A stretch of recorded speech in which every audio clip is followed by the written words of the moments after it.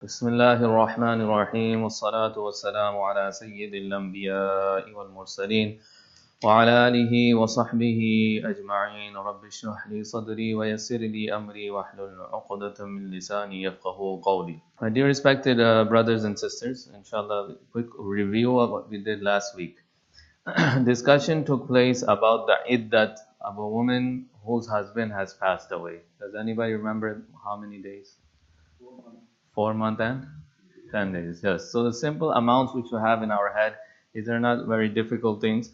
But for a woman who is alive and has been divorced, and if she is pregnant, then do we remember? If she is pregnant and she has been divorced until the baby is born. That's the iddat amount. Once the baby is born, then she's free to remarry. And if it's a woman that does not have monthly cycles anymore, it's an elderly woman, then 3 months. 3 months. So for women that do not have monthly cycles, it has stopped for them 3 months. For regular women who are not pregnant, it's 3 monthly cycles. And women that are pregnant, it's up to the childbirth. And if it's a woman whose husband has passed away, then 4 months, 10 days. So, and if the husband has passed and she's pregnant, then in the case of pregnant woman, it's always until the childbirth. And that's one of the hikmah behind this whole iddah, that her womb is now cleaned up. She's ready to marry and go into another relationship. Another thing that we discussed was during the time of iddah, there's very strict regulations on this woman, that she is not allowed to get out of that home that she used to live in with the husband. She is going to stay there 4 months, 10 days. No adornment, no beautifying herself, no taking proposals from others. In sari surton mein jo hai wo paband ban ke rahegi. That's the whole idea, that she will become sinful if she leaves the home or if she interacts with the opposite sex with the intention of marrying. All of that is wrong. And we talked about some flexibilities, that if it's a woman who cannot provide for herself in any other way, the only way is that she has to go to work, then she will go for work and come back immediately. It has to be during the daytime, and that's it. No other reasons. If she can have her son bring the grocery, if she can have others do the work for her, that will be the preferred option for her. So these are those things that when we see in our life around going on, then we should remind each other. Many people do not know about this. And I've seen many times that women, they are uneducated about this, and the time passes. The time passes, 4 months, 10 days has already passed. Then she realizes, I never did iddah. So if that is the case, then the iddah doesn't start anymore. It's done. 4 months, 10 days have finished. All she can do is make istighfar that she did never fulfill this command of Allah subhanahu wa ta'ala. So that's what was talked about last time. For the man who wants to marry her, he is not allowed to send proposals openly when in that time. She's going through her iddah. No one should go up to the house or tell a relative, go tell her that I'm willing to marry her. He can hint it to her. And how can that hint happen? That he can send a message saying that there are people interested. Or he can say a message that you will be taken care of after your iddah. Don't worry about your nikah. When the time comes, it will be done. So when she hears that this person has talked about her in this way, she will get the idea that that matter is taken care of. But openly, it is not allowed. Then Allah subhanahu wa ta'ala in the end of ayat 235 says that Allah knows what you are doing. That means if people are hiding during the iddah time secretly meeting with women that are widows, so Allah subhanahu wa ta'ala is saying that be very fearful. Allah, I know what's going on. I know what's going on behind the closed doors, so you should be fearful. And then the very last portion of the ayat says that Allah is ever forgiving. That is for people who have already committed a sin. Let's say they cannot turn back time, so they should not lose hope now. They should make sincere tawbah that we should have never done something like this. So Allah subhanahu wa ta'ala ends the ayat 235, وَاعْلَمُوا أَنَّ اللَّهَ غَفُورٌ حَلِيمٌ. You should know that Allah is exceedingly forgiving and tolerant, that there are people who always disobey Allah, but Allah forgives. So now we are going to continue from 236. Allah subhanahu wa ta'ala says, لا جناح عليكم إن طلقتم النساء ما لم تمسوهن أو تفرضوا لهن فريضة. The masla which is about to be discussed here is about the mahar. We're done with the iddat part. Now mahar will be talked about. What is mahar? Dowry. जब निकाह होता है महर मुकर्रर होता है. That's what we're going to be discussing here. Allah subhanahu wa ta'ala says, La junaha alaykum in tallaqtumun nisa. There is no sin upon you if you have divorced a woman, ma lam tamassuhunna, and you haven't touched her. Here touching means having intimate relationship, having intercourse basically. Ma lam tamassuhunna, there was no relationship of such nature. And also khalwate sahiha, that according to Sharia, that if a woman is alone with the man, the husband and wife have been alone, they had the opportunity to have intimacy, they didn't do it, but what happens is they had the opportunity, that also constitutes to the same ruling as having intercourse. So ma'lam tamassuhunna here means that you haven't gotten close or you haven't done anything, only the nikah took place and then talaq happened. أو تفرضوا لهن فريضة, or nikah happened and talaq took place, you never talked about mahar. أو تفرضوا لهن فريضة لا جناح عليكم, तुम पर कोई गुनाह नहीं है, इन तल्लक़तुम النساء, अगर तुमने औरत को तलाक दे दी और इस हालत में मा लम तमस्सूहन्ना, उसे तुमने छुआ नहीं, मतलब उसे हाथ नहीं लगाया, उसके साथ हम बिस्तरी नहीं की. और तफरीदू लहुन्ना फरीदा, और कोई महर भी मुकर्रर नहीं किया. Now in this condition there are four scenarios that are possible.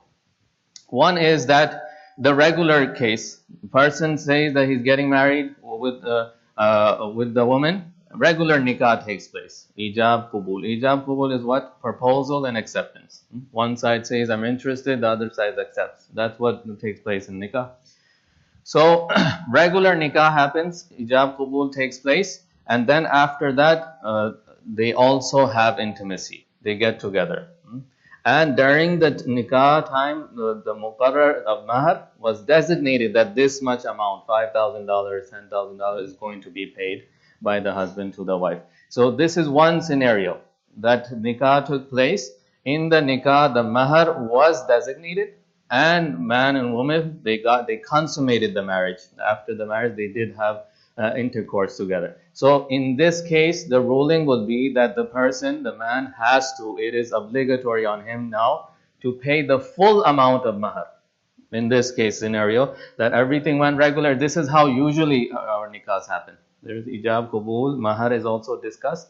And then after the husband and wife, they spend time together, the khalwat sahiyah takes place. So now it's the responsibility, it's an obligation on the husband to pay the full amount of mahar, is the right of the woman. Ye aurat ka haq hai. Okay, that's the regular case, we all know that. The second scenario is that consummation does not take place. That marriage did happen, ijab qabul happened, but they never spend time together. And this happens many times where, let's say somebody goes to Pakistan, they get the nikah done, it's only done on paper. Right? The husband and wife, they never really get together. They come back, they put in the process, and all of that starts. So, ab rukhsati nahi hui. When I say consummation, that's what I'm talking about. Rukhsati nahi hui.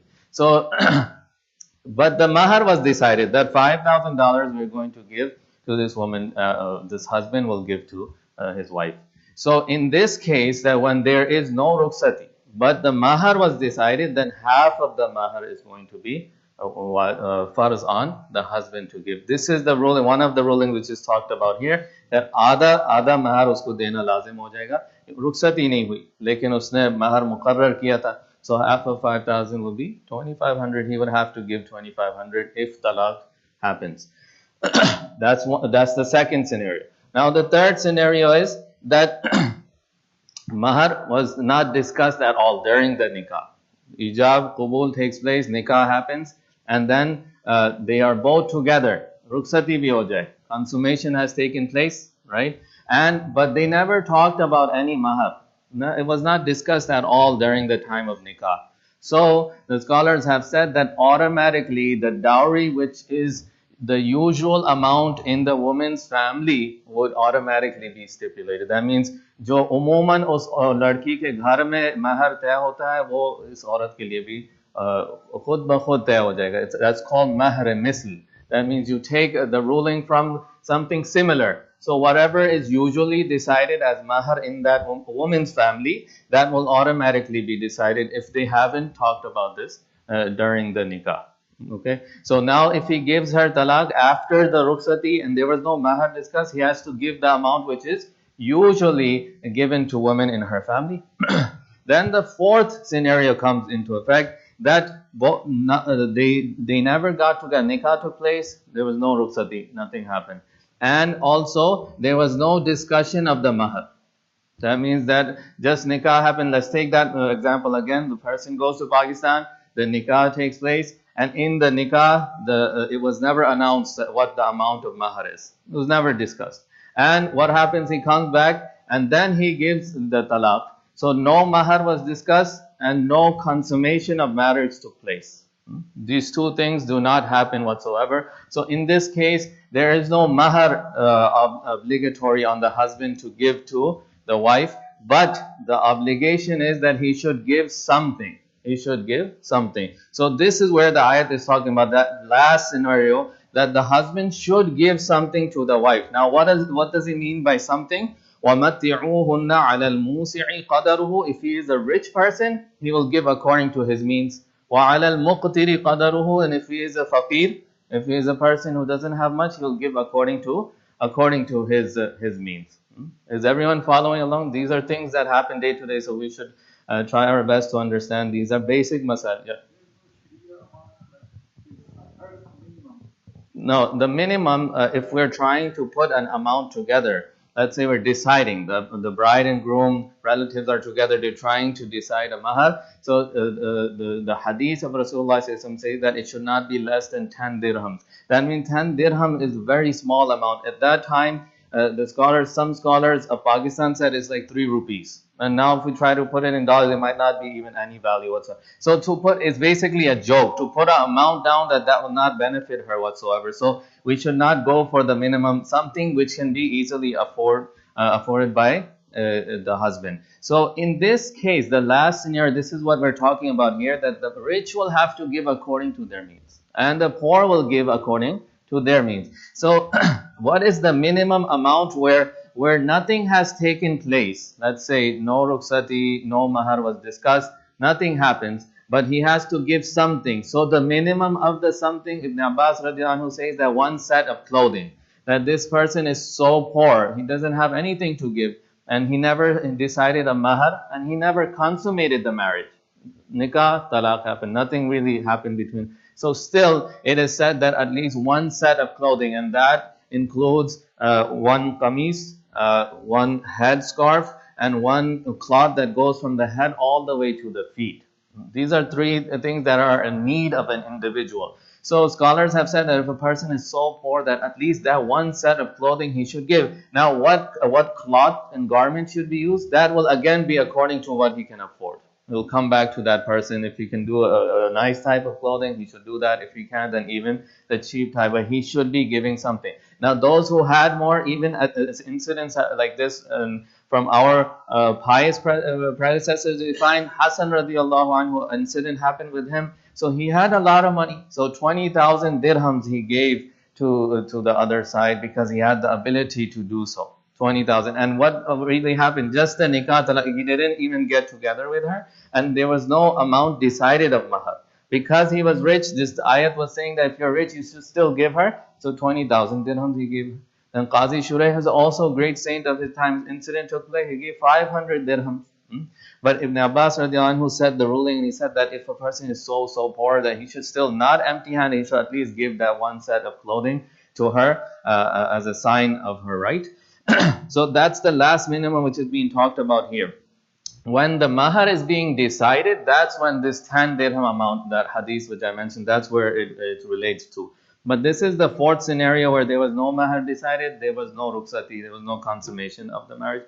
So now if you look in the translation, it will be very easy for us to understand. So Allah subhanahu wa ta'ala is saying, there is no sin on you if you have given the talaq and you have not touched your women, and you also did not stipulate any amount of mahar. وَمَتِّعُوهُنَّ عَلَى الْمُوسِعِ. Give them some benefit, give them something. عَلَى الْمُوسِعِ. Musi'i is a rich person, wusat wala, a person who has the ability to give a lot.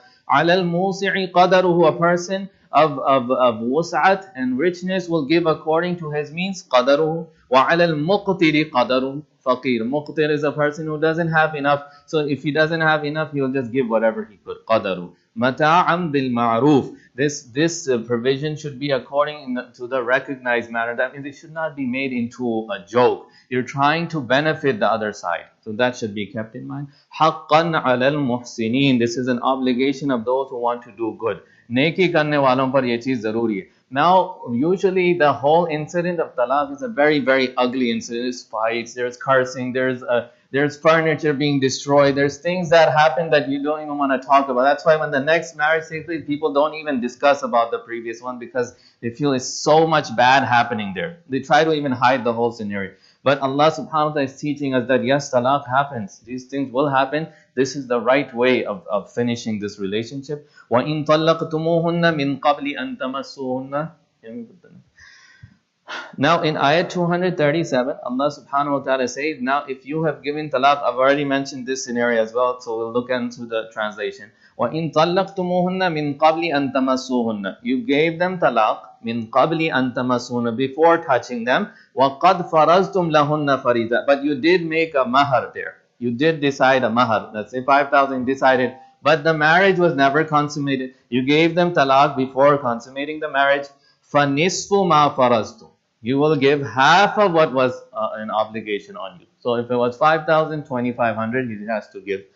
So in many cases where I know this question has come up before as well, where people make nikah overseas, they come back and they find out a lot of lies had taken place. They find out that everything that they told them was wrong, everything was being done to come to America, right? So it gets to the point, yeah, this happens, and since the last 2-3 years, almost 6 or 7 incidents have come just in our area where the parents went, they took the youngster there. They came back and they said that everything that they told us was a lie. We found out the degrees were a lie. She's not this, she's not that. In both cases, it's not about the boy or the girl, but in many situations, it's about them coming to America, right? So some people have been deceived to very great limits. So what will happen? Now they're going to go for the talaq. So if they go for the talaq, then half of what is decided, they have to pay the other side.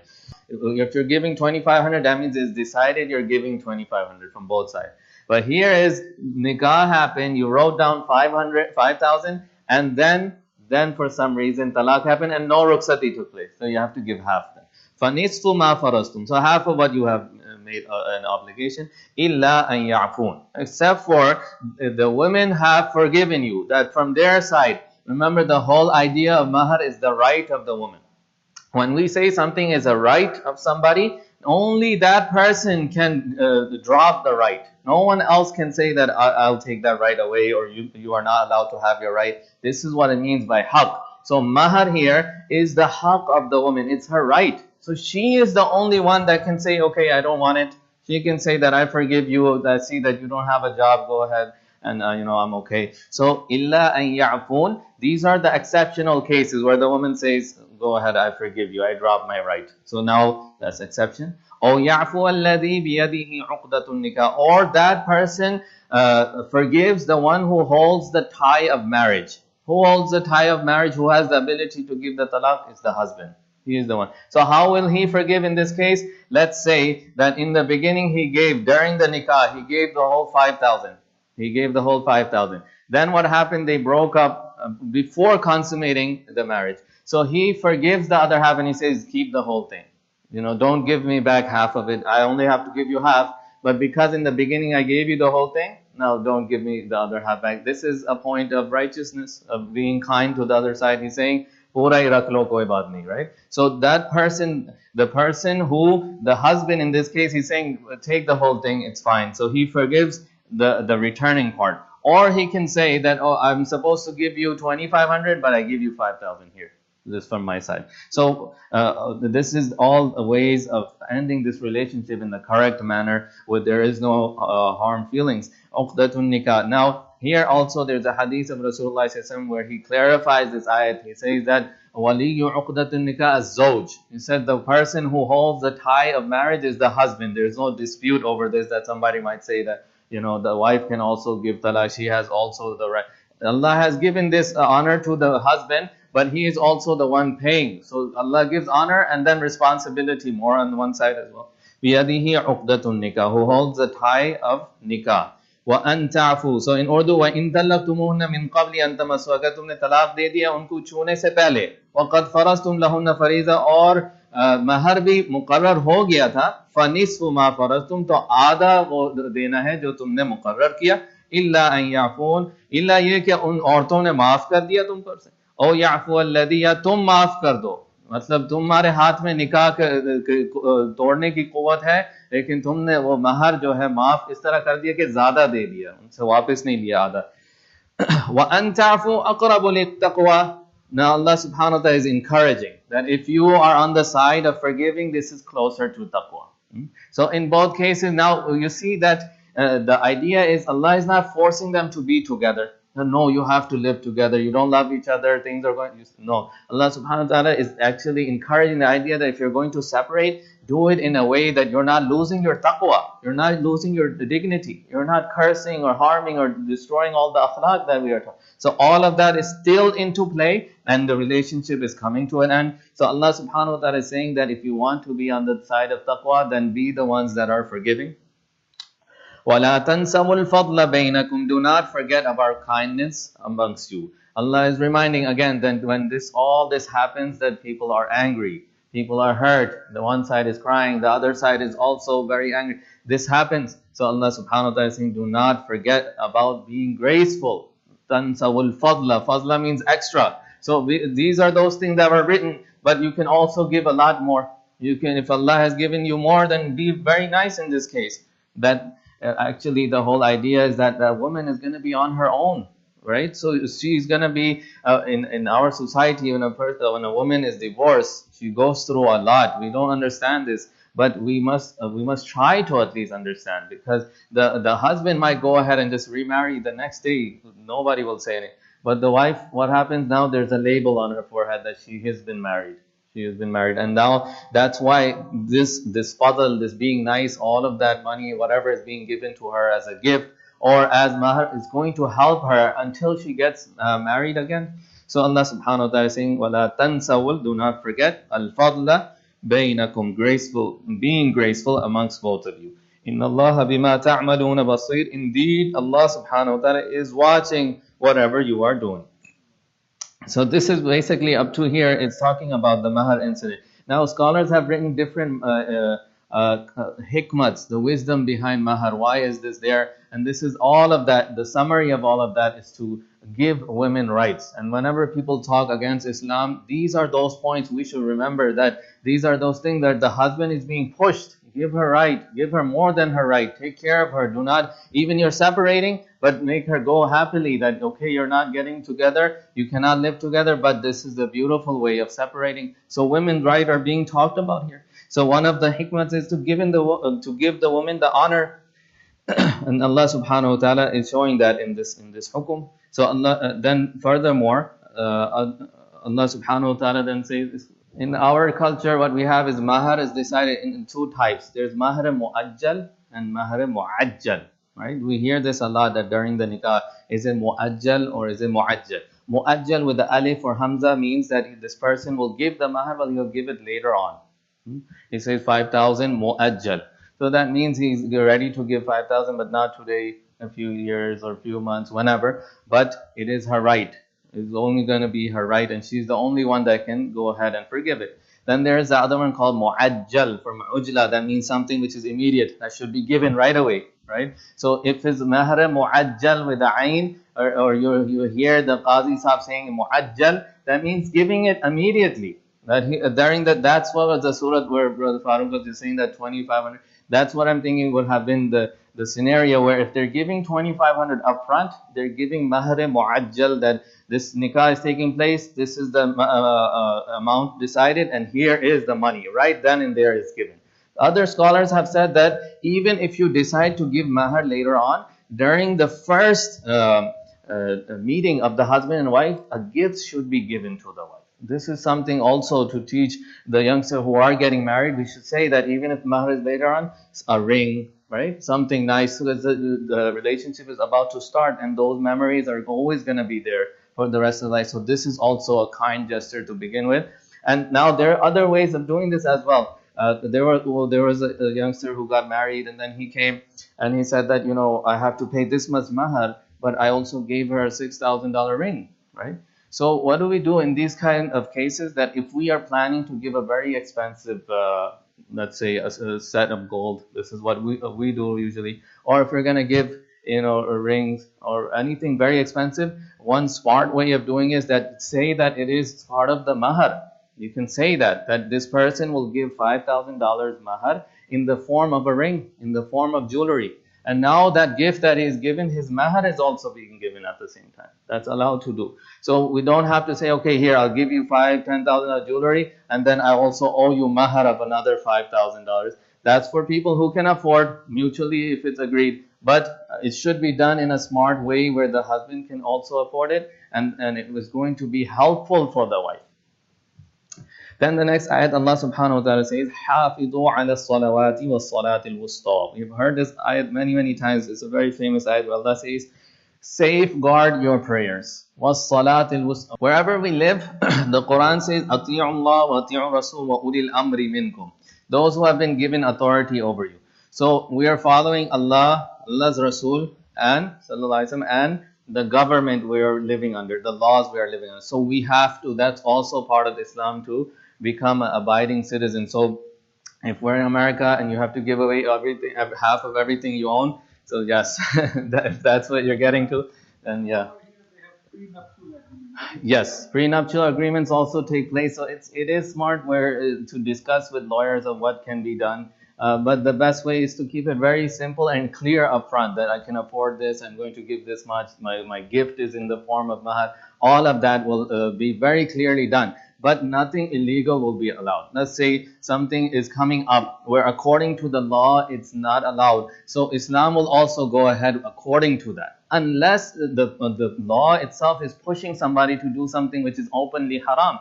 Then we'll find some muftis and ulama will get together and find a flexibility for this person. Or you might go ahead and request a religious relief from that command, right? But in most cases, it goes hand to hand that you can go ahead and fulfill the law and still not disobey Allah and His Rasul sallallahu alaihi wasallam. Now, in America, if we know that there is all those incidents where a person who gives the divorce, he has to give, yes, Islam will say the same thing as well. It's going to be abiding to that. Okay?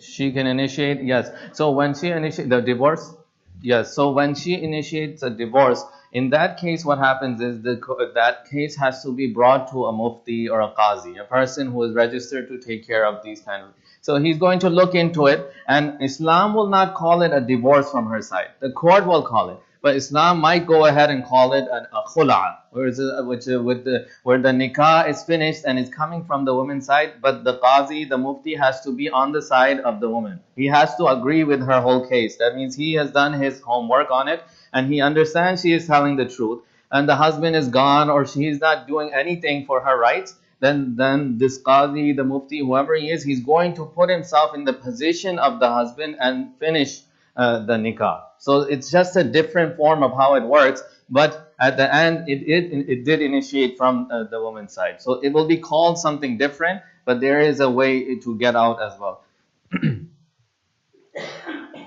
So now Allah subhanahu wa ta'ala is saying that safeguard all the salawat was salatul wusta and the middle salat. Do we know this ayat? What's the middle salat? Many people know this one. Asr, mashallah. So Asr is, why is that? Fajr, Zohar, and then Maghrib, Isha. So Asr is right in the middle, right? So scholars have written different hikmas. Why Asr? Now Allah subhanahu wa ta'ala said that safeguard all the salats. What's the use of saying salatul wusta as well? So scholars have said that the time of Asr in any business whatsoever is the most busy time. People are usually neglectful of Allah subhanahu wa ta'ala and their rights. So that's one of the hikmah. Another question which arises here is that why talk about salat right out of the blue, right? We had the subject before this about iddat, then we had the subject about breastfeeding, we had the subject about types of talaq, we had the subject about nikah, then all of a sudden Allah is saying take care of your prayers, right? So the answer that scholars have given here is that during this whole stressful process, one should never forget about his injunction towards Allah subhanahu wa ta'ala. That means You should not get caught up so much with these fights that your salats are also going to waste, right? You don't know what prayer time is coming, what's happening, and you're just caught up with all of this that's going on. It is a stressful incident. The whole household is affected, right? So it's possible this person might forget about his salats. He's so busy with these fights. So that's why Allah all of a sudden reminds that, wait, make sure your salats are not going to waste. Another wisdom that scholars have said, that talking about salat here is that to remind a person that you are going through a hard time in your life. This is not easy. This is a big transition. All of a sudden, your wife, your life partner, now no longer that relationship is there. The children are going to raise questions. Who's going to take care of what? Expenses, money, and all of that is being stressful. So Allah subhanahu wa ta'ala has taught us, وَاسْتَعِينُوا بِالصَّبْرِ وَالصَّلَاةِ, right? That's one of the tools of getting out of stressful incidents. So this person, if he is regular in his salat, this whole process will become very nicely executed for him. That means things will be moving smoothly. When you pray, make your salat, you're asking Allah for help, right? And when Allah subhanahu wa ta'ala's help comes, then any problem becomes easy, right? So now here as well, Allah subhanahu wa ta'ala says that take care of your salawat, especially wusta, which is Asr prayer. وَقُومُوا لِلَّهِ قَانِتِينَ. Now, Rasulullah sallallahu alayhi wa sallam, when for every salah they would be very punctual about. But Asr, they found a lot more punctuality because of this ayat. There was an incident in the battle of the trenches, the battle of Khandaq. Now, Umar radiallahu anhu tried his best to pray as well. But the enemy forces were such that they didn't allow. Sometimes battles took place where the enemies would say, okay, we're going to stop, there's a break time. So people would even have salat done. Or they would pray salatul khawf, where the jamaat will break up into two. Half of them will take care of the enemy, half will pray the salat, and they keep switching after every rakat. Then there comes a time where you cannot pray at all. These people are not stopping. They're attacking and attacking. So Umar radiallahu anhu got extremely angry when they couldn't pray Asr. And the time of Asr was coming to an end in the battle of the trenches. And Umar radiallahu anhu was extremely angry that he didn't pray. So Rasulullah sallallahu also in the same case said that, Umar, we haven't prayed either. And the time of Asr was coming to an end. Finally, the Muslims moved from that spot and they went to a place called Wadi Bathan, which is a valley of Bathan. It's still there today. They went to that area just to pray, but it was too late. Asr had already finished. So in that situation, Rasulullah ﷺ did make Jamaat, but it was for Qadha prayer. It was for Asr had already expired. So they prayed Asr, and then Rasulullah ﷺ made dua against these people that, oh Allah, fill their homes and graves up with fire because they made us miss Salatul Wusta. That's how important Salatul Wusta is. It brought excessive displeasure onto the life of the Muslims at that time. So we should feel that this is a salat. If every other salat I'm going here and there, I should be praying at my workplace. But wusta has more importance, but Allah has talked about it separately. So here also that incident has been talked about. The majority, when we say majority of scholars, is that when you look into Tafseer, you'll find Asr. But one or two, that doesn't mean 100%. So one or two opinions, there's possibility of talking about other prayers as well. But in Tafsir, the stronger opinion is always taken by the majority. That's why we try to stick to that. This way, the whole logic behind it is also understood. So here, the Asr is talked about more by the Mufassirin, that it is the Salatul Asr. And the battle of the Khandaq, the incident, that's a clear statement by Rasulullah ﷺ that these people have made us miss Salatul Wusta, and they had missed Salatul Asr. So that also indicates that it is the Asr prayer. Then moving forward, then Allah subhanahu wa ta'ala says, وَقُومُوا لِلَّهِ قَانِتِينَ. Stand for Allah in a very humble way. Qanitin means in a submissive way, in an obedient way.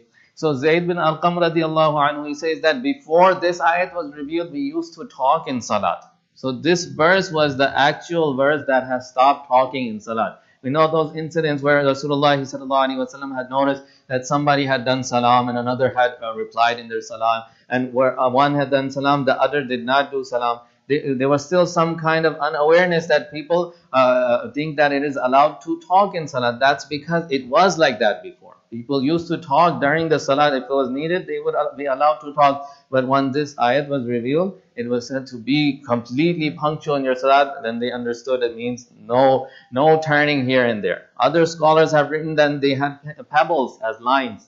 So that was one of the case that they said that don't even play around with the pebbles, don't move them here and there. To the smallest effect, that anything that takes your focus away, you should not be doing. It's prohibited in salah, right? So we can think about this, that when we reach into our pockets and take our phones out in salah, we're doing these things. And look how the life of the Sahaba were, right? They're at that point where there's no other focus whatsoever. No other focus. I remember one of my teachers, he would get so angry over this. There were people who close their cell phones in the salat, right? But he would say that if you have to do it, then pray your salat all over again. Because for that amount of time, your tawajjuh went somewhere else. But the ruling is that if it's done with the small amount of action, then it's okay, right? So let's say just with one hand you went in, pressed it, and back.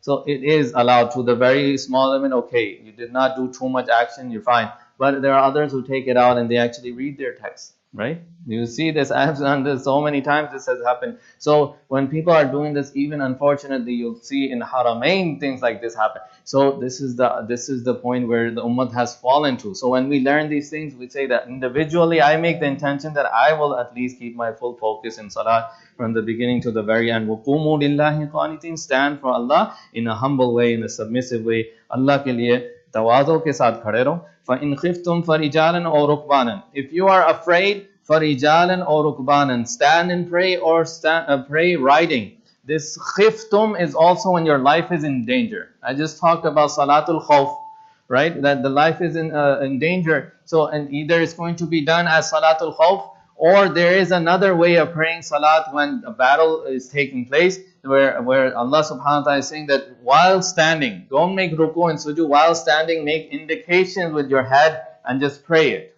This was also another way of praying during the battlefield. Or rukbana, or you are riding. That means you didn't get a chance to get off, that you are fighting, right? The life is at stake. So even in that case, that this person should pray with gestures, that is allowed. If all of these situations cannot be done, then this person will pray later on as a qaza, and then he can hope that Allah will forgive. Because when ability is not there whatsoever, then Allah subhanahu wa ta'ala will not give the sin of not praying. So Allah subhanahu wa ta'ala says, فَرِجَالًا, ya to khade hokar padh lo, aur rukbanan, ya sawar hoke padh lo, if you're in khawf. فَإِذَا أَمِنْتُمْ, when you are back in the state of safety, فَاذْكُرُوا اللَّهِ, now go ahead and remember Allah, كَمَا عَلَّمَكُمْ, the way it was taught to you. That means pray salat back in the normal form. مَا لَمْ تَكُونُوا تَعْلَمُونَ, it was taught to you in a state where you had no knowledge. And then Rasulullah sallallahu alaihi wasallam taught you how to pray. So it's referring to the regular way of praying the salat. Yes, we're going to finish this ruku inshallah. So Allah then subhanahu wa ta'ala says, وَالَّذِينَ يُتَوَفَّوْنَ مِنْكُمْ وَيَذَرُونَ أَزْوَاجًا وَصِيَّةً لِأَزْوَاجِهِمْ. Now this is another command for those